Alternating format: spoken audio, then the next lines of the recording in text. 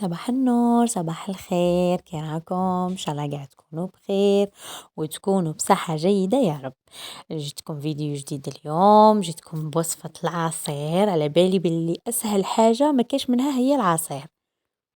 بالنسبة للناس اللي يعرفوني من الأوائل تاع القناة، الفيديوهات تاوعي كنت نحط الوصفات تاع العصائر، وكنت نخدم غير بلو ميكسور. كنت عفوا نخدم غير كانت عندي الاشواق كنت نخدم بيها ونرحي بيها، والحمد لله دروك راني عندي بلندر وكاع.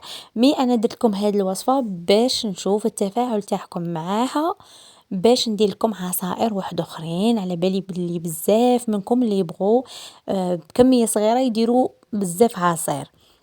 ليسونسيال انا هنا درت عصير البرتقال، درت 5 حبات تشينا مع حبه تاع القارص تاع الليمون، وربع كيسان تاع الماء، وكاين اللي بغيه شويه خفيف، والسكر درت 2 ملاعق كبار. ما تكتروش السكر باسكو هنايا هذه عندي حلوه بزاف. ليسونسيال راهم جايين بزاف دي فيديو ندير لكم فيهم المخيطون، نديروا بمقادير مضبوطه وتنجحوا فيه من اول يوم، من اول تجربه عفوا. على بالي باللي غادي تنجحوا فيه. هنا هاد العصير تشينا هذه كانت فيها هذيك اللي تجي فيها الحمر، على هذيك اللي جاني العصير كيما هكا.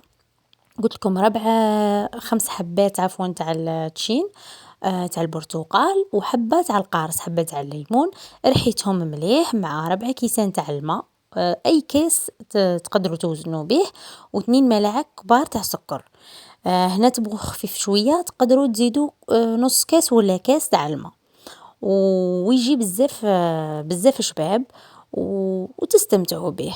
وما تنسوش تخلوا لي تعليق وجام، وان شاء الله الفيديو المقبل راني ندير لكم فيديو بزاف بزاف مفيد وبزاف شباب. تهلاو لي في رواحكم، سلام.